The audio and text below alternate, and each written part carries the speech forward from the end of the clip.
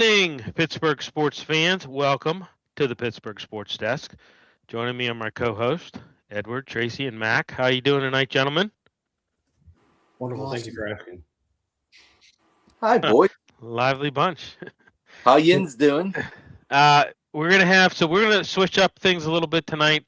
We're gonna talk some Penguins, get into the Pirates, and then at 8:30 we got Ray Fittipaldo from the Post Gazette joining us to talk Steelers. So we're gonna be talking some Steelers with him, and that'll take us to the hour mark.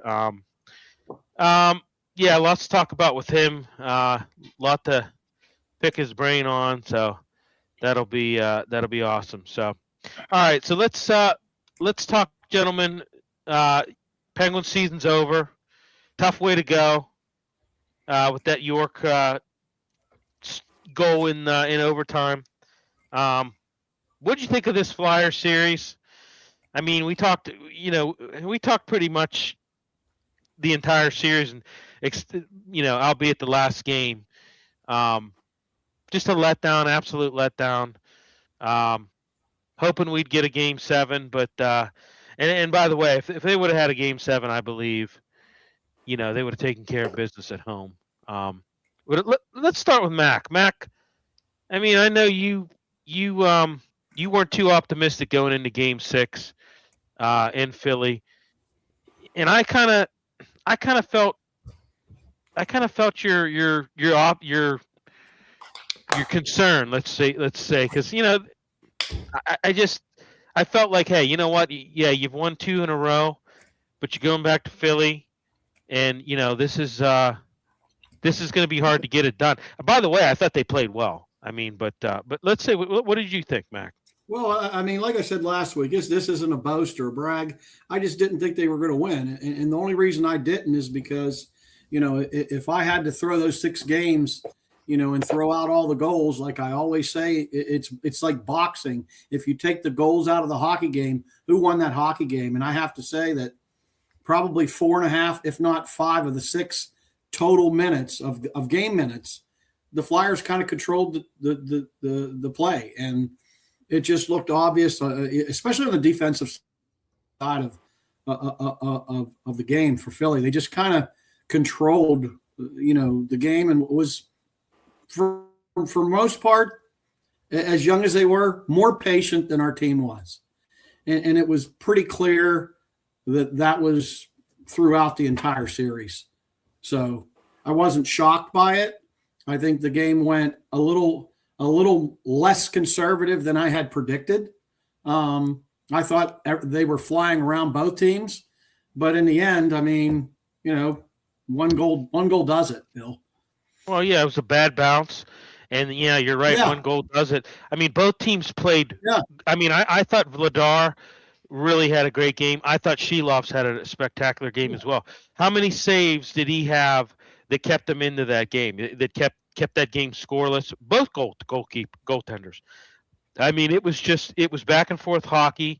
Plenty of chances on both sides, but in the end, it went to overtime, and in the end, it was just an unfortunate bad bounce for the Penguins, but that's all it takes in overtime, and that was it. So I'm going to go with Tracy next. We'll save the Debbie Downer for last on this one. So, Billy, I was not expecting to get down 0-3 on the young guys. I thought they would come with the speed and whatnot, and after the first game, I thought we'd be able to slow it down and create some this or that at home. And as soon as we lost that second game at home, that was basically it. I mean, there was no game 7 at that point then, because they just had us, right?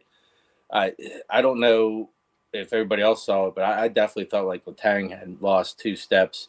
Malkin looked like he galloped for a minute or 2, and then he was down. I thought Sid was kind of like squashed out of the way, but then the supporting cast, I don't think, did enough to get them to where we needed to be.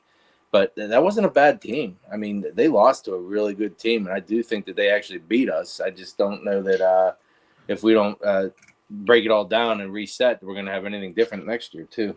Well, listen here. I mean, if we would have went to a game 7, and Ed, you agreed with this as well, I believe we would have taken care of business at home. However, you're seeing right now what the Carolina Hurricanes are doing to the Flyers, right?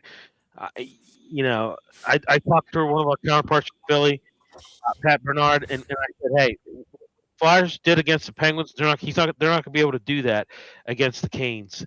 And you're seeing it right now, down 2-0, going back to Philly. I mean, I really think this.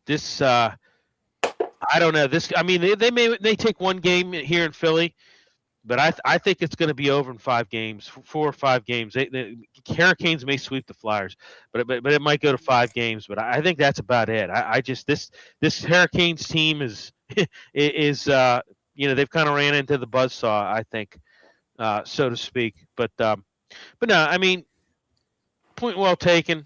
I think that I think you're right, Trace. They faced a good young team. And, those first 3 games, they just didn't have an answer for the physicality. They didn't have an answer for the physicality. And honestly, I think in some aspects, Rick Tocchet knows his team. So does Todd Reardon, one of the, assistants. I think they kind of used the weaknesses against the Penguins. So, Edward, your take. Well, I'm going to use your guys' words. So I'm going to start with Bill. Bill. You said before going into this series that the Penguins finished the regular season terribly, which they did. And the Flyers were one of the hottest teams in the NHL, which they were. Then you have the stat that they were second in the NHL with 34 games of allowing 2 goals or less. So that was second in the NHL, which was impressive. We went through the season. We kept talking about all the overtime games. That's just a sign of age, an absolute sign of age. Then we'll go to Mac's words. Mac. I say Max. It's Mac. Max words were, this team is just stupid and young enough to win, right? And they took their speed and they took their physicality and they just threw everything at you. I don't think they're a very good team. I just think it was a poor matchup for an old team. And we'll use Tracy's awards as well. Penguins suck. Oh no, Tracy didn't say that. I'm sorry. But I mean, it was obvious after the first game. They had no way to control that speed whatsoever. And then I think really after the second game when it went 3-0, I almost said 3-0 again. It went 3-0. It was even more obvious, And I thought that they could pull it out. Soccer I thought they could pull it out after those 2 games, and then I watched the game 6, and I'm like, this team's done. They have to play a perfect game, or other teams do not. That's what happens when you're old, and it happens to teams. If you're old, you have to play a perfect game. And it just like you guys were saying, you have to get on top of them, like Tracy said. If you don't get on top of them, you can't control the game. And they never, ever were on top of them to control the game. They couldn't run their sets. They couldn't get through the friggin' neutral zone. And they couldn't do what you're supposed to do against the Flyers, which is what the Hurricanes do, the same thing to them. They couldn't muck up, build up in the neutral zone to stop them because they were too tired. They don't have enough talent and they don't have enough youth to continue to go. And it's no longer the city of champions. It's the city of insanity because each team does the exact same thing. And each team expects different results. I just don't understand it. I would get rid of everybody. I mean, when did Jágr come in the league? 91? 90. Yes. 90. Okay, he was a rookie in 90. 90. So he was traded in 98. That's 8 years, right? Why in the world are these guys still on the team? Period. Why are they still on the team? You traded Jágr, who you guys traded one of the greatest players ever of all time. You say Jágr was traded in 01. Jágr was traded in 01. Okay, whatever. He still wasn't there as long as these fools were. Right. And they should have been traded a long time ago. And that's the problem with the area sports teams. They just refuse to trade people. I mean, the same thing's going to happen. Just visiting DC and working for the Army and listening to the local radio shows. It's the same fodder they have out for Rodgers going to Arizona. It's all nonsense. It's just something to talk about. They don't want old garbage and trash. Nobody wants old garbage and trash. I told you guys in 2018, this team, who knows where this team would be if they got rid of Letang and Jágr in 2018. I mean, who knows? They could be contending. Letang and Jágr? I mean, Letang and Malkin because they're the same player. If they got rid of those two, who knows? This team might be contending. You never know.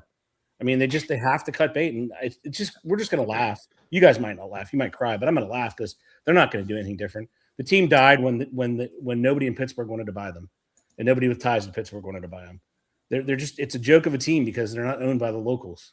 I mean, one of these days you're going to be owned by locals, but I don't know. You can't be owned by FSG. That was terrible. Now the Chicago-based team is terrible. Hoffman. Yeah, they're terrible. It's terrible. They don't give a you know what. And finally, FSU cut bait because there's no money in it. Right. It's like Reg Dunlop.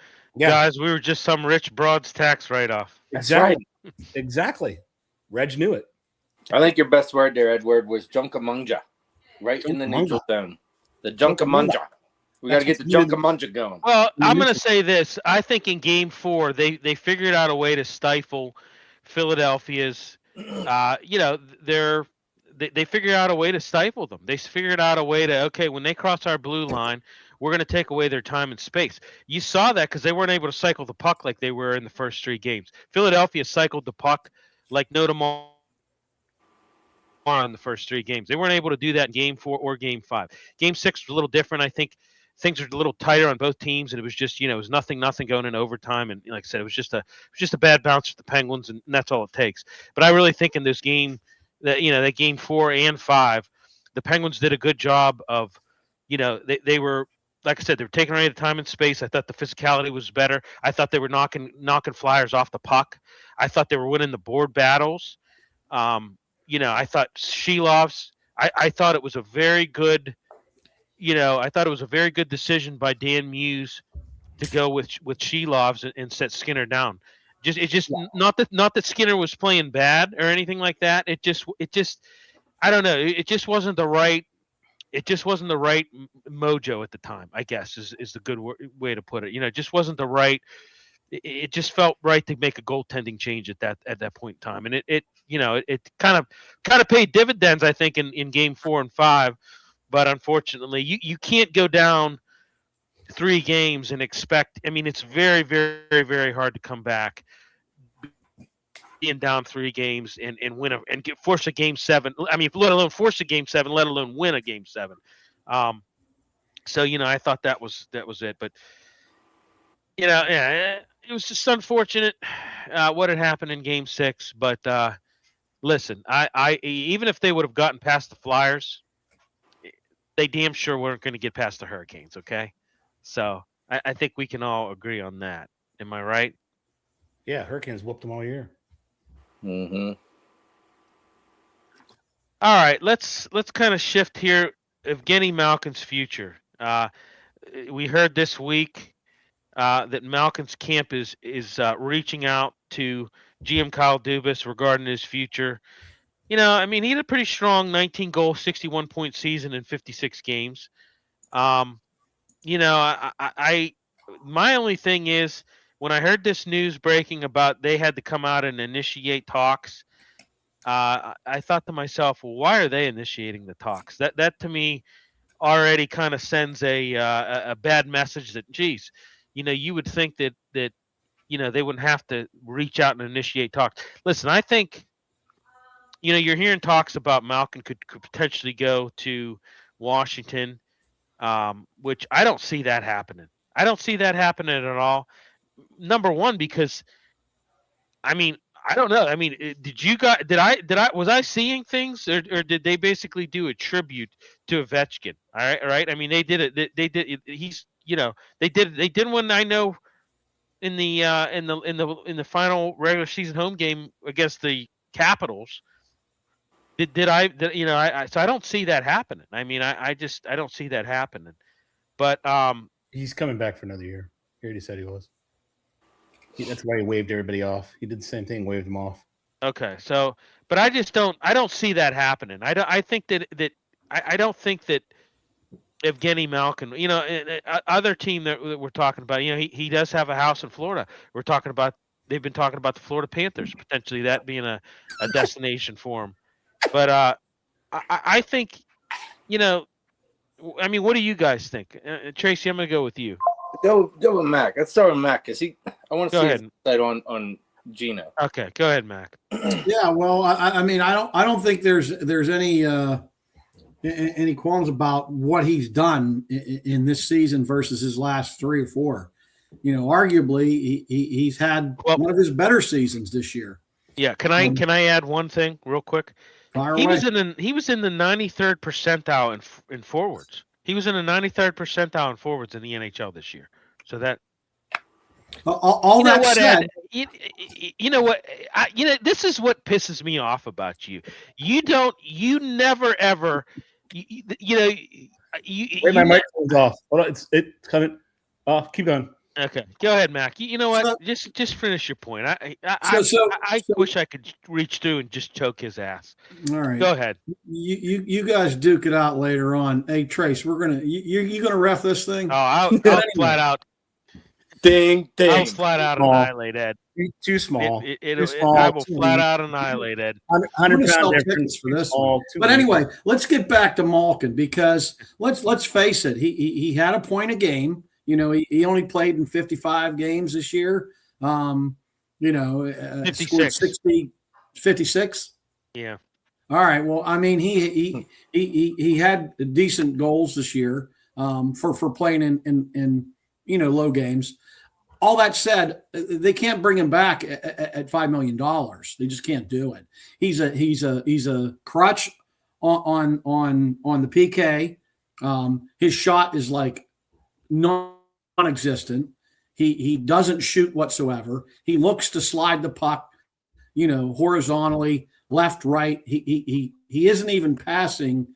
He ain't finding guys down below, on in front of the goal or anything. So the PK is the big problem. And if you bring him back, he's going to end up playing, on the power play. And so I don't understand how you can put him on the power play. I don't get that. But that's what they'll do if they bring him back. I don't think they should. I think that smarter, people will prevail in this decision, and I don't think he will be back at all. He's just cost too much. I take my hat off. I didn't think he could do what he did this year. He did, but he shouldn't be a Penguin next year. Period. Well, what if he takes a pay cut? What if you pay him $3 million? I don't know what you're going to. I don't know what you're going to do with him, Bill. Or do you think he's going to set on the third line? Do you think he's going to set behind Kendall? Well, who should be jumping up? Yeah, I mean that is a very good point. I mean, I don't. Here's the thing with that too. He's already said he'd be fine moving from center to wing.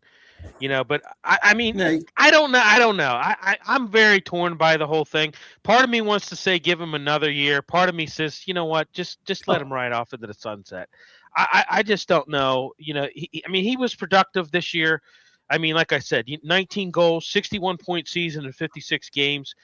They were talking, when you look at the production percentile, he was in the 93rd percentile, which, it's the same old Malkin, though. Takes dumb penalties. And has tendency of doing that, but I don't know. I'm very torn. I'm probably 50. He can't make up for it, though, Bill. Yeah.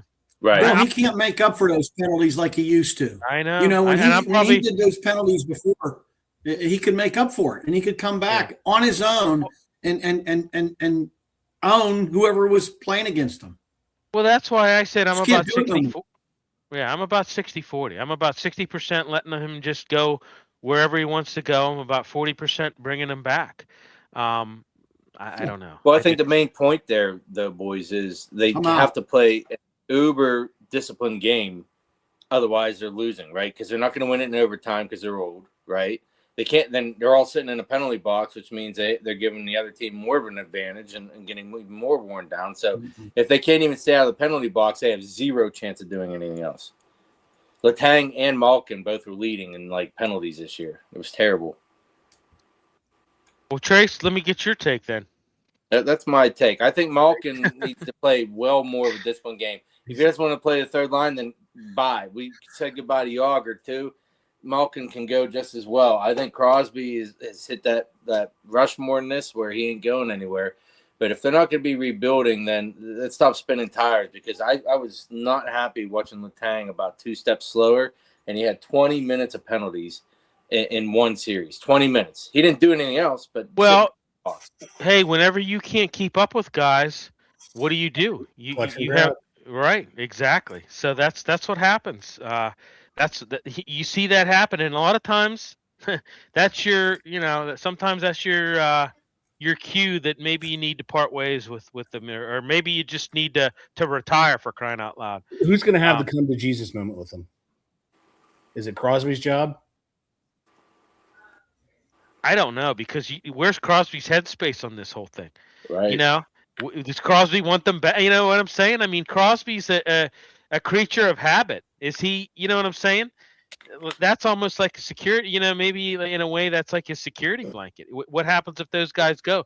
Then I don't know. I really don't know. That's a very good question. Are you talking like the locker room, Billy? Like all of a sudden? Yeah, I just think that they've been together. This trio's been together longer. They've set the record as being together the longest in North American sports. I mean, my thing is at what point do you? It's a worthless record. 100% worthless record. No, I'm not arguing that. I understand that. We've said that before. I mean, I'm not arguing that it's a worthless record. Nobody's saying that it's I agree. It is a worthless. When you're not accomplishing anything, it's a worthless record. Absolutely.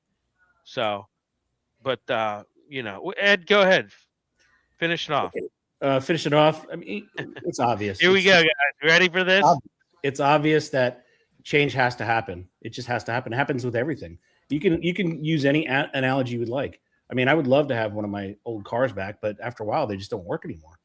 They're hot, they're sexy when they're young, but after that, it's kind of over. I mean, you eventually have to do it, and that's why I said who has the come to Jesus moment, because it's completely bizarre to have this team owned by another city. It just is. And I think that's a topic that's another whole other topic in itself. I agree. I mean, that's why I said to come to Jesus. Hey, did I not say years ago when they bought FSG it was a bad move? Yep. I said that from the get-go. Yeah. I said, and everybody was like, "Oh no, you have no clue what you're talking about." They're owned by Liverpool, Red Sox. I said, okay, but it's a Boston. Yeah. A Boston. Based company. That's So I don't know. That's by the way, I want to jump in real quick. Sorry, Ed. Because I feel like I'm the only one against that. You guys don't jump in and back me up. You guys. There's been a lot of Chris ad pass sucks. That's what. Yeah. Well, yeah. That was for Mac. So does that hat. Take it off, Ed. Anyway, she's graduating Friday. Go ahead. I know you're allegiant to the wallet. I get it. Anyway, so my thing with Chris Letang, I'm not Let's call him the kettle black. Yeah. So, relax.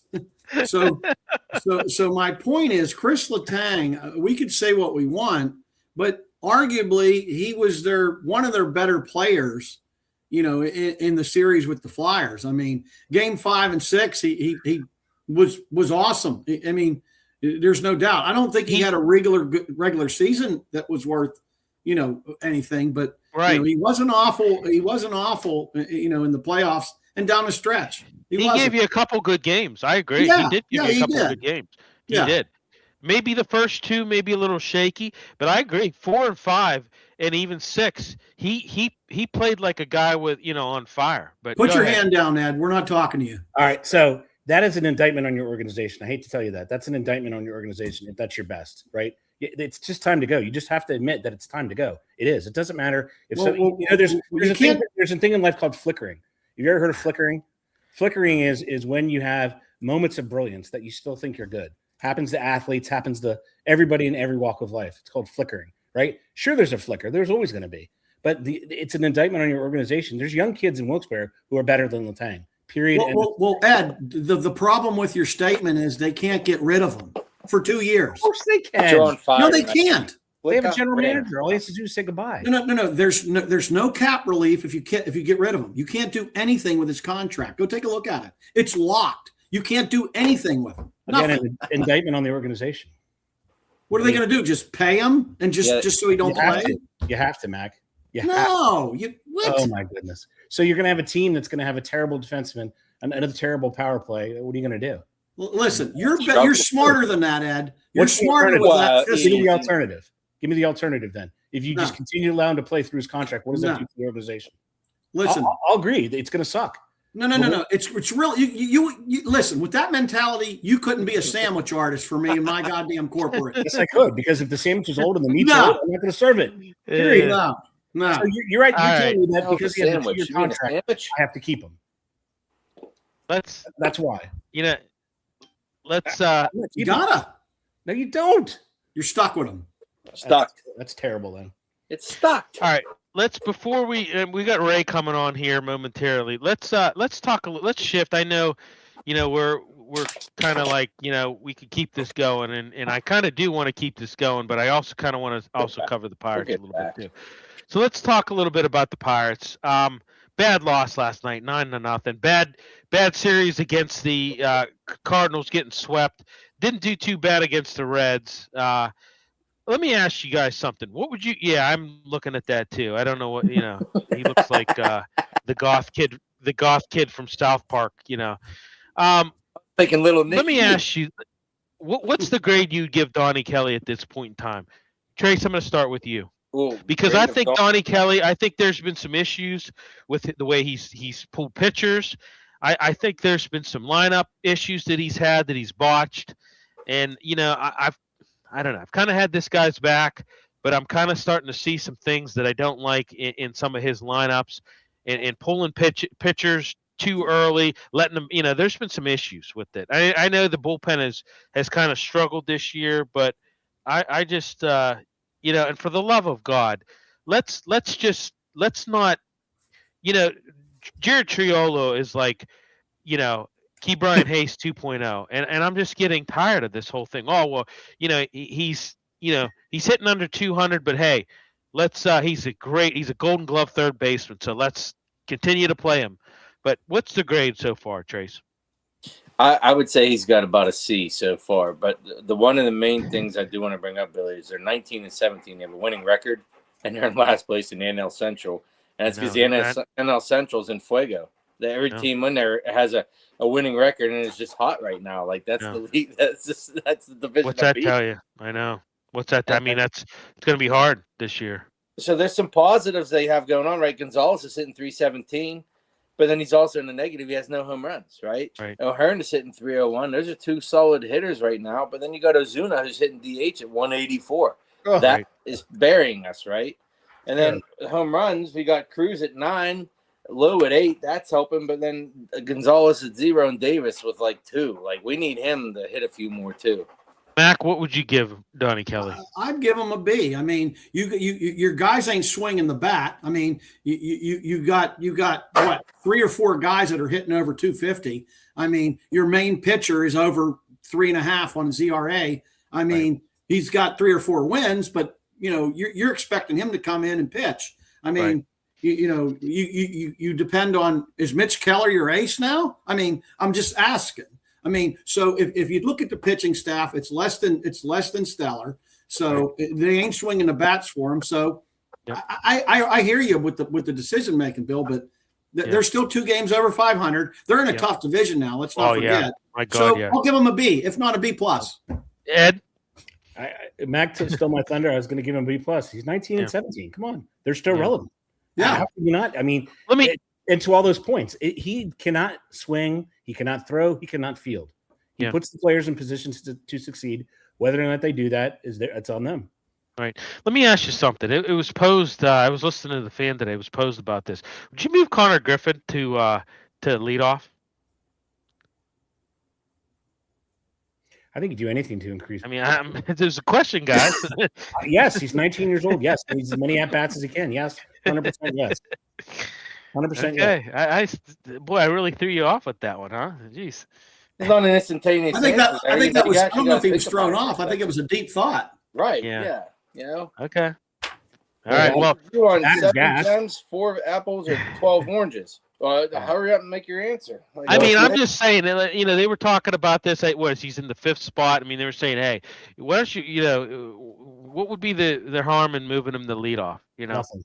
Pressure. He's 19 or 20. That's the only thing. Yeah. Trace is spot on. That's the only thing that's going to do is put a little more pressure on him. Yeah. But again, he's a young kid. He's 19. Right. He doesn't think he doesn't think he can fail. Right. All right. We've got Ray backstage. Let's bring him in. Let's shift to the Steelers here. Ray, how are we doing tonight, sir? Good evening, guys. I'm doing well. How are you? Oh, doing well. Awesome. Welcome back, Ray. Thanks for coming, brother. Yeah, good to be on with you guys again. Yeah. So, Ray, a new dawn in the Pittsburgh Post-Gazette. Anything real quick you want to say about that, or? Yeah, I mean, listen, tough week. We lost about half of our newsroom. Right. A lot of good people, don't have jobs anymore. But right. We're going to keep doing what we're doing. We're going to be heavy on Steelers, and I'll continue to do that. So I'm happy for that. But yeah, tough week, tough couple of months overall, really, when you think about it. Yeah. I mean, we know some of those, that didn't get the call, but it is a tough week. But a new dawn. Happy to see, it's continuing, and because I think it was, important. Very, so. Yeah. All right, let's get into it, Ray. We wanted to really kind of, emphasize draft and Aaron Rodgers, because that's is definitely the hot topic these days. So Yeah. I'm going to start off with the draft. A question I had, Ray. Drew Aller. Okay. Mm-hmm. I'm sitting there. I'm watching the draft. I'm thinking, who are they going to take? Carson Beck. Carson Beck came off the board. I'm like, okay, now it's probably going to happen. So my question, Ray, was this more of a McCarthy pick, or did Omar play a role? Because I mean, I know McCarthy. Correct me if I'm wrong. I know McCarthy did the interviews at the combine. Correct. Correct. Yeah, Mike took the lead on all of those interviews, and you kind of got the sense, throughout the process that it was Carson Beck and Drew Aller. And I think you're right. Once Carson Beck was off the board, forget how many selections went by, but Carson went off early in the third round, and the Steelers are sitting there with 3 third-round picks, right? And you just kind of knew that they were going to take him at 76, and they would be able to address their other needs later in the draft. And I think he's a good pick because he's not like Will Howard. Like Will Howard checks some other boxes, right? Like he's got that championship pedigree, sneaky good athlete, really good leader. And then Drew Aller, he's 6'5", he looks the part, 230, has a great arm, probably the best arm in this draft. And, the only thing he didn't do, and I don't know if this was a result of, the coaching at Penn State or the lack of a supporting cast at Penn State, he just didn't win as many big games as I think, the fans up at Penn State would have wanted. So he kind of came up short there. But, yeah, you get him in here with McCarthy. You see if McCarthy can coach him up. I think it's a good pick, and I don't have any issues with them using that first third rounder on him. Well, I got a follow-up question on it, Ray. Yeah. Do you think Franklin maybe handcuffed him a little bit? Because now we're hearing all these assistants coming out the woodwork saying that, they tried to run him more when he was, he was more of a pocket guy. Is there any, do you think there's any, merit to any of that? Yeah, well, the fan did a good job getting Terry Smith on their show, and he kind of he kind of broke that down. And yeah. And, that was a good interview, and it gave a little bit of insight into exactly what went on up there. I don't want to get too into the weeds, but I think we've discussed this before with you guys. But all these colleges, I don't care if you're Penn State or Ohio State or you name it. The days of the pro style offense in college, getting these guys ready to play in the NFL, it's over. You really have to project, and you got to be a really good head coach. You got to be a great scout to really identify what these guys need to do to have success in the NFL, because everything in college doesn't necessarily carry over. There's a little bit of the read option in the NFL. I get it. But the vast majority of these guys are just reading half the field in college. They're not reading the whole field. And it's just, I don't want to say it ruins the NFL game, but the NFL game that, I grew up on, I'm 53 years old. I think, you guys are probably in the same ballpark. 45. Yeah. It's just, it's a different game now. And I kind of clamor for those old days when, there were pro style offenses and you had a much better read on, who would step into the NFL and who would have a chance to, succeed. Yeah. Ed, I'm gonna you go ahead. All right. So a couple questions for you, Ray. Yeah. First of all, I'm the oldest one on the show. Great. In the NFL, they had that game a while ago where it was Los Angeles Rams and Kansas City, that outrageous game on Monday night that was what was 56-49 or something like that. And the announcers were like, "Is this the new NFL?" I agree with you. It's sort of like it's kind of getting toward like the NBA on turf. They want these fast twitch athletes. The fundamentals, we're losing the fundamentals, especially on defense. It's not can you tackle, how fast can you get there so that 7 people can show up because you can't tackle, right? You count on your buddy to slow them up. So, and that I guess we're just stuck there because it's the 7-on-7 heaven. Everybody wants that. All the kids are playing that. Nobody really worries about defense. It's all the offenses. So I think it's just the way it is. We're just headed there. And I think it would be great if they emphasize the running back, but it looks like the running back's coming back into prominence in the NFL. A little bit. They're realizing it. 138 yards in the Super Bowl, for Seattle. So, and he got traded. He signed with Kansas City. But did you get a sense the Steelers had any thoughts of, with those 12 picks, doing more maneuvering in the draft? Like not leaving, the whole thing in the first round. Like, why not use a couple of those? They came out with 10 players. 10 aren't going to make the team. It's not a farm system like any other league. So 10 aren't going to make the team. And if they are, somebody has to tell me the 10 that aren't going to be there, right? So did they have any thought in mind to maybe do more maneuvering? I know they spent a couple to get Alar, but I mean, any sense they were going to do that at all? And they also spent one, I think, to move up to get Bernard too. So they did do a little bit there. I was half expecting them to try to move back into 27, but I think everyone had the same idea, right? Like everyone knows next year's draft is better, and no one was accepting, wanting to deal back. So I certainly get that. It's interesting. I think, Omar's been a wheeler and dealer since he came here. We saw what he did with, getting the Joey Porter pick for Chase Claypool. I think maybe people were expecting more. But I think in the end, guys, and I know Thursday night looked bad. I know we're probably going to talk about the Mekhi Lemon thing, but after Thursday night happened, I don't know what you guys think. I thought they had a really good draft. Like I think Bernard is going to come in and be a good number 3 right away. I know they're going to have him compete with Roman Wilson, but I think he's got the stuff to play early. And we just talked about Aller. I think Jennings Dunker's a good pick. Yeah. I think he's going to have a chance to compete. So I think they did a really good job. 5 picks in the top 100. The first round pick, there's probably going to be a little bit of a learning curve there. But I think overall, I thought, Omar kind of rebounded after a tough Thursday night. When you're throwing a curveball like that, it's up to you to bounce back and put the ball in play. And I thought he did a really good job after that. Here's the thing. If I could just interject real quick. Here's the thing I with this Mekhi Lemon thing. If they really wanted him, for the love of God, you had 3 third-round picks. Why didn't you offer 99 and 120? Yeah. It could be that they didn't think that Dallas would trade within their own division. That's a possibility. Or, Omar just didn't think he had to do it. Maybe they didn't think Lemon was worth all that. You're basically, I think Dallas received 2 4s. So maybe they didn't think, giving up a 3, and a 4 was worth it. I don't know exactly, but I think you have to judge the offensive lineman, not in 2026. Right. I know people love to do that. You got to see what that guy's going to turn into.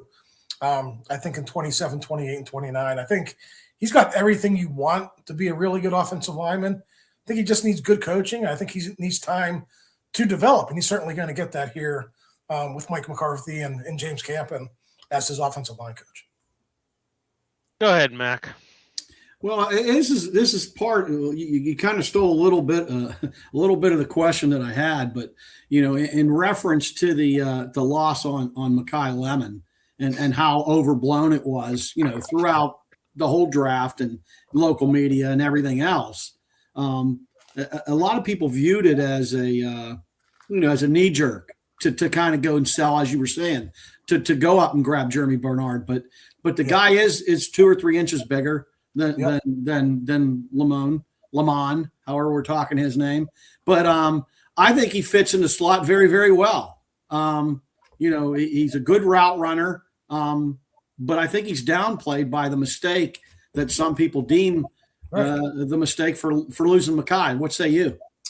Yeah, I mean, let's see if it's a mistake down the road. I think people are going to connect those dots if the Eagles, use him well and he makes a big impact as a rookie. I mean, it's only going to be natural to look back on it like that. But, with any draft, you got to look back at it 2-3 years down the road.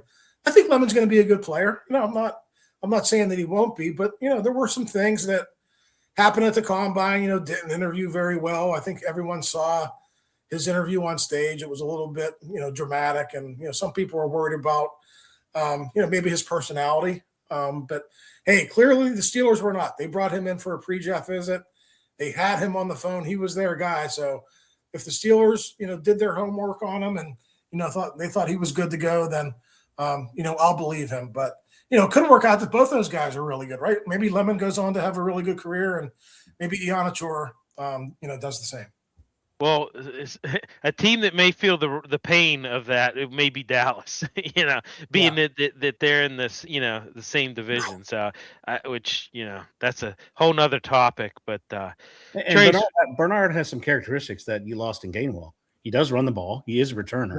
Just sweeps. Yeah. So you add that. I thought it was a good pick.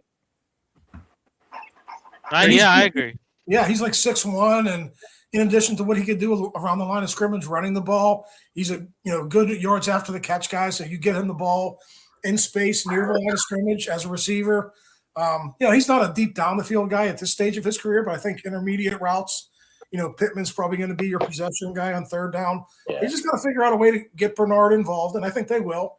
I think it's going to be close to the line of scrimmage. He's going to be that type of a guy early. It was interesting. I don't know if you guys saw the same comp, but a lot of the national guys said he reminds them. Everyone's looking like for the next Deebo Samuel, minus the injuries, right? Like Deebo was great for a couple years until he got all banged up. People are looking for that type of player still, and Bernard certainly has those characteristics. Yep. Trace, go ahead. Hey, Ray, how are you? I'm good. How are you? Hey, you start mentioning about offensive line there. I got real excited. I actually have, I think, either two sets I think they're going to come out with. I'm hoping it looks this way going in camp or not. But I think Cook is going to be at left tackle. And is it Hoffman maybe at left guard then over Anderson? And then probably Frazier, McCollum. And then I'm thinking Fatano is going to stay at right. Does that seem like the first go you would go with? Well, they had that voluntary veteran minicamp because McCarthy's a new head coach. And Fatano worked on the left side there. So I think they want to see what he looks like on the left side because Ionichor, even though he played left tackle in JUCO, in major college football at Arizona State, he only played on the right side. So I think the desire is to keep him on the right side. And you know the deal. Like the deal every single season, every single week, is to get your best 5 offensive linemen onto the field. So I think Fatano is probably natural, go over to the left side, be the blind side protector if it works out that way. And we're talking about this, assuming Broderick Jones isn't healthy and, cannot play. And then, it's interesting at left guard. They signed Hoffman. Anderson has a little bit of experience there. And Dunker, he's a third-round pick, guys. Third-round picks, you don't necessarily plug and play right away, but I think he's going to be in that competition because it's not like Anderson or Hoffman have this big resume where they're Pro Bowlers or anything like that. So it's going to be a fascinating camp. They got pieces they can move all over that line. But to me, when you look at the foundation, it's Fatano, it's Frazier, and it's McCormick. And then you kind of got to figure it out from there. Cook looked good late in the last season. How quickly can Ionichor learn? I think those will be the factors and how this plays out. Well, two things I do want to point out with Max and Anchor and Dunker, their footwork. I really like their footwork. I really like Max's punch. I think Dunker's stronger than heck, and I think he's going to do well if we move him in the guard. But I really like both of their feet didn't leave the ground. They made contact the entire time, and their post legs were really strong. I'm excited about both these guys. Yeah, that background as a soccer and basketball player really shows up, right? I think he has to learn a little bit sometimes when you watch him. And it's difficult when you go from JUCO and you only have 2 years of major college football. But he did have a tendency to lean on guys, and guys got into his frame a little bit, right? And you would see him give up a little leakage, later in the reps. But, with good coaching, I think they can, they could work around that. And, I'm not writing him off as a starter as a rookie. I think it's totally possible that he could come in and surprise some people. But I do think people have to realize when you don't play football at all in high school, just how long it takes just to refine all those skills. I don't care how great of an athlete you are. You're still growing, even after 4 or 5 years. And, I still think it'll take some time for Max to get there. But like I said, I mean, we saw it here with the Steelers, Al Villanueva, going back in the day, Carlton Hasselry, right? Like he was a wrestler. Yeah. Who's the guy? Jordan Mayalta from the Eagles. He was a rugby player. Like it happens. I just think these guys need a little bit of time to develop before they're really good. Antonio Gates, he was a basketball player. Yeah, absolutely. So, yep. Yeah. So, there's one glaring question though. Go ahead, Ed. Who's quarterbacking the team? Well, we're going to get to that. I don't look at Max as being a project, Ray. I mean, I know that was, some, prognosticators had him. Oh, this is a project. I don't look at him as being a project. Do you necessarily, or, I mean? Well, I mean, I think project is maybe a harsh word. Yeah, that's what I. Like a learning curve. Like I don't think there's anything wrong. Like people forget Broderick Jones was a redshirt sophomore when he came out. Started like 18, 19 games in college. He didn't start until I think 6 or 7 games in to his rookie season. And he only got that opportunity because I think Chuks Okorafor got hurt or he got in Tomlin's doghouse. I forget exactly what opened the door for him, but he needed something to happen for him to get into the lineup. And I think if you look at those guys, Ianachor and Jones, kind of at the same stage. I think Jones was a little bit younger, and Ianachor was he's a little bit older because he just came to football late. But yeah, sometimes it takes a little bit of time, and I don't think they're going to rush him. I would be surprised if he's the day one starter, but like I said, hey, let it play out. If he's really good, they'll throw him out there when he's ready, whether that be October 1st, November 1st, whatever it is. And I mean, Dunker, I tell you what, you got to love this kid. I mean, they showed him tossing those bales of hay, at the. But you know what? I want to say something about him. A lot of and correct me if I'm wrong on this, but they say a lot of Iowa linemen, have the push, right? They're not known for having a lot of holding calls and things like that. They're taught the right way.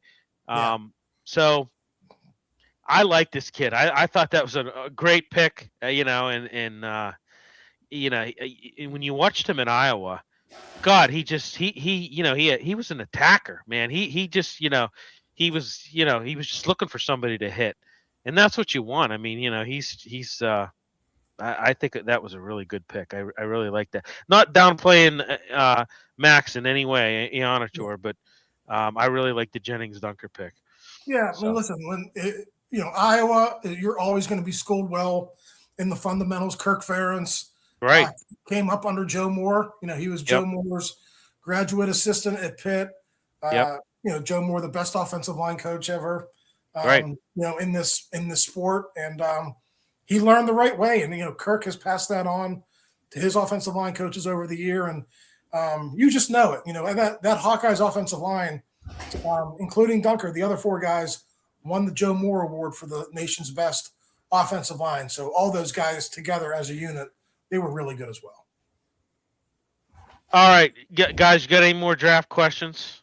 All right, let's move on to let's move on to that segue that Ed was trying to prematurely give us here, and that is the Aaron Rodgers. I don't have any answers, guys. Sorry. I know you don't, Ray. But I want to. I got some I don't know, some things to throw at you. First, I want to ask you a question, Ray. Yeah. If you were in charge of the Steelers, if Ray Fittipaldo held the reins and was in charge, would you have been firmer on a decision date for Aaron Rodgers? Looking back, I think I probably would have, because 2 deadlines have kind of come and gone now. I think Art Rooney said the first deadline was kind of like around the combine, which seems like forever ago now, and then this latest one at the draft. I mean, 6-8 weeks went by between the combine and the draft. So now we're looking at May 18th, for OTAs. I don't honestly, guys, I don't know why that's the new deadline. People have thrown that out there, but Rodgers didn't come until June 8th last year. He didn't come until Yeah. It was absolutely mandatory for him to get there. So, Art Rooney has kind of thrown these dates out there. It doesn't make the Steelers look good, but I think they're committed to having him. If you don't, you're looking at Mason Rudolph, who has maybe I haven't looked at his pro football reference page lately, but he might have 20 NFL starts. Will Howard has none, and then Drew Aller probably, he'd probably get a red shirt this year. So you're looking at Will Howard or Mason Rudolph as being your starter. I know a lot of Steelers fans would be okay with that, but that's not very tantalizing, I don't think, if you're TJ Watt or Cam Hayward, guys who are at the end of their careers and, kind of hoping to have one more bite at the apple, We got John Toth, JT chiming in. Rogers embarrassing this organization. We're not going to win with him. Go with the young guys. Maybe take a step back. All we are doing is standing in quicksand. I guess another follow-up question I had, Ray, on that was, you've had I like to call them soft deadlines, right? These were soft deadlines. The May 18th obviously is the voluntary workouts. Right. Now, if that date comes and goes, is this really going to ruffle feathers? I think some people in the front office might be a little bit bothered by it, but yeah, from Aaron Rodgers' perspective, he's going to invite all those guys out to Malibu. They'll throw out there, like they did last year. So people were saying, "Oh, well, you got to work with Michael Pittman." Well, he'll work with Michael Pittman in Malibu. He'll work with Jeremy Bernard out there. So they'll get their work in before training camp. But I just think in the end, guys, Rodgers has his way of going about things, and I don't think a lot of people understand how his mind works or the way he goes about his business. But clearly, this has been his decision. The Steelers have had opportunities to kind of put their foot down, for lack of a better term, and they haven't done that. So I think he's got all the leverage here. I think he realizes that, and I think he's going to come on his own timeline. I still think he's going to be the quarterback. I just don't know exactly when he's going to show up. If I had to guess right now, I would say June 2nd. I think he would come and sign and maybe take part in mini camp a little bit like he did last year. That's my best guess at this point. Well, and McCarthy knows that. McCarthy coached from the Packers. He coached him from 06 to 18. He knows this. So, it's not a shock to him, So I don't get the obsession because their ending wasn't harmonious. They know each other, but it wasn't the best ending. They were constantly McCarthy's complaint was Rodgers would audible everything he would send in. It wasn't a great ending. I'm not sure. And now he's just that much older.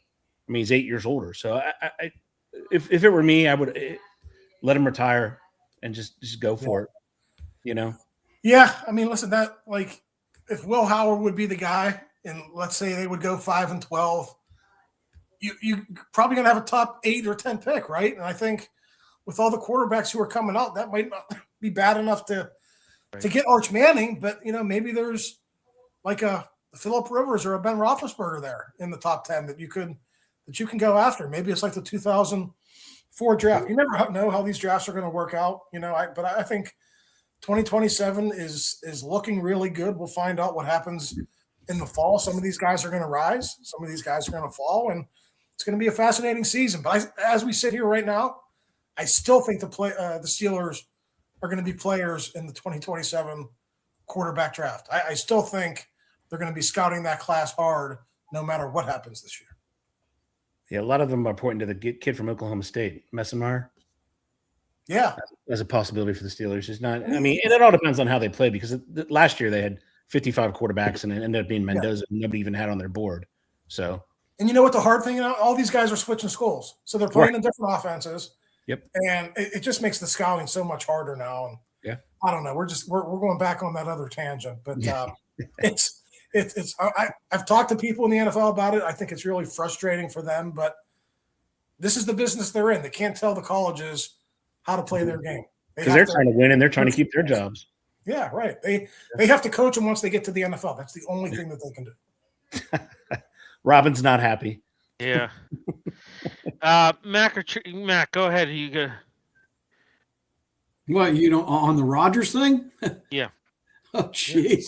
I mean, we've talked till we're blue in the face. I mean, we're gonna. I think Ray's right, spot on. I think he's going to play. It's his timeline. He knows this.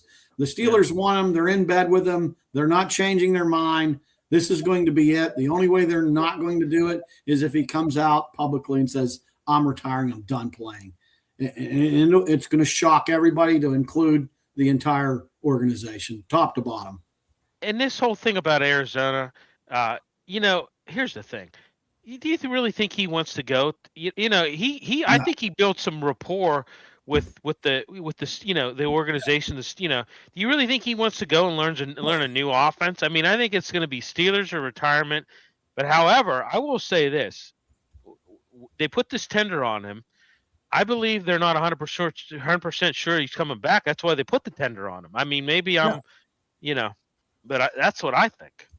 Yeah, I think they've assumed all along he's going to come back. I think they've been taken a little bit aback by the timeline. They're just trying to cover their bases. If another team swoops in, and I've said this in other forums. Let's say somebody gets hurt, like in their OTAs or minicamp, and they need a veteran starter. If Aaron Rodgers is still unsigned, he would be an attractive guy. But as we sit here right now, all the chairs are filled up. There's no place for him to go unless there's an injury. So. Yeah. Trace, you got something Aaron Rodgers specific? No, I don't have anything on Aaron Rodgers. Yeah. I want to see some other things going on here. Whichever way it goes, either Rodgers does it or one of these young guys does it, I think we're going to be exciting. I like Ray's perspective on looking forward to 2027 because the team seems to be building, and they're going from the trenches out, and I like the direction we're going here. They're doing a good job of building the foundation. They're getting some young skill guys, and when that quarterback does come, I don't think it's going to take long. But they got to find the quarterback first. Rodgers 9-8, first round loss, pick 20, rinse and repeat. So, Ray, if Rodgers doesn't come back, it's safe to say the competition is probably going to be between Rudolph and Will Howard. Yeah. And I think at this point in time, we kind of know what Mason is, right? I mean, but what do you think about that whole scenario? What could that, Howard has a lot of potential, guys. Yeah. Excuse me. Yeah. I think Mason would have maybe the early edge on in training camp, but I think they would give Will Howard every opportunity to win that job. I don't think they would want to hand it to Mason. I think they would want Will to win it in the end. Right. Players know this. If Mason Rudolph gives them the best chance to win, they want him. They want him. Yeah. But if it's Will Howard, they want him. So the players are going to know Mike McCarthy just has to make that call. Yeah. Excuse me. Yeah. I agree. I just it's just we didn't think we'd get to this this far without a decision, and I know this May 18th is approaching us. It's only 12 days away, but I'm with you. I think June 2nd is a great date. I think so, and that could very well come to be. I think, but I'm just I don't know. I think there's a lot of mixed emotions with this whole thing, amongst Steeler Nation, and I know there's a little bit of anguish with some people, because they just look at this and they're like, why is this continuing to drag on? Why isn't a decision made? But hey, Mike, like I said before, Mike McCarthy, he knows Aaron Rodgers, and he's apparently he talks to him every day, right? I mean, mostly every day. Is that Yeah, so they are. Yeah. So the dialogue's there. I mean, it's not like but I think it's about ayahuasca, not football, though. Well, I think the Steelers, when you look at it, they understand who Rodgers is in the end. Right. I still think they got a pretty good idea, but this is not making the Steelers look good. And I think, the Steelers fan base looks at it like this shouldn't be happening to the Steelers. Like the Steelers are too good for this. Well, what I always say is Look at the 1980s after Bradshaw retired. How long did it take for them to get Ben Roethlisberger? And I know Neil O'Donnell was good for a couple of years, let him to a Super Bowl. They did not have that quote unquote future franchise guy from 1984 until 2004. 20 years went by. So we're like in year 5 of this, guys. I mean, it might take a little while. I know Omar's going to try to fix it before then. Yeah. But sometimes it takes time. Look at the Cleveland Browns. I mean, hopefully it doesn't get that bad, but it's hard to find that future franchise guy. So do you expect kind of looks like theirs right now? Yeah. Do you if it looks like Rodgers coming back, do you expect any sort of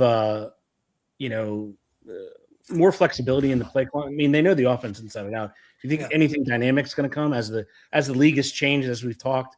The faster it is. Do you think, because last year was just vanilla, it was just ordinary. It was vanilla. It was 24-8. Do you think he's got this being McCarthy's 3rd round? Do you think he has anything that's going to make this offense even more dynamic? Yeah, I think that's why he was hired. I think Aaron got along with Arthur Smith, but to your point, it was a little conservative and a little bit vanilla. And, they had some nice twists in there with Gainwell, but in the end, they didn't run the ball well enough. And without somebody to take the pressure off DK Metcalf, their passing game just didn't threaten anyone either. So I feel like we say it every year, the running game has to be better. The running game really has to be better. Yep. They did go out and get Pittman this year, so I do expect the receiving core to be better. If Bernard comes along, I think that's really hopeful. I mean, it's crazy, guys. You think about the receiving core at the end of last year, Adam Thielen and Marcus Valdes-Scantling playing major roles on a playoff team. I mean, it wasn't the best situation, but they still got there. But they're miles away. I mean, the Texans with their edge rushers and that defense, they just ran roughshod over them. It wasn't really all that close. And I think that's why Mike Tomlin said this on NBC, and I think the Steelers will admit this after the fact. They needed a change. They needed something different for their organization. And I think the first thing, because of McCarthy's background, hopefully the offense comes around is a little bit better. I agree. Yeah, I mean it's hey, it's a new dawn there as well. I mean, we'll see what happens. I'm excited to see. I mean, this is the first time in years, 19 years that we've had a different head coach, and we'll see what happens with that. So all right, guys, anything else? No, thank you so much, Ray, for coming. Yeah, thanks, Ray. We appreciate you coming on. Thanks for having me, guys. Good to be on with you. Yeah. So, all right, everybody, we will be back next week. I'm sure we'll have a lot to talk about next week. Same time, same channel, and we appreciate it. And we'll talk to you soon. Next week.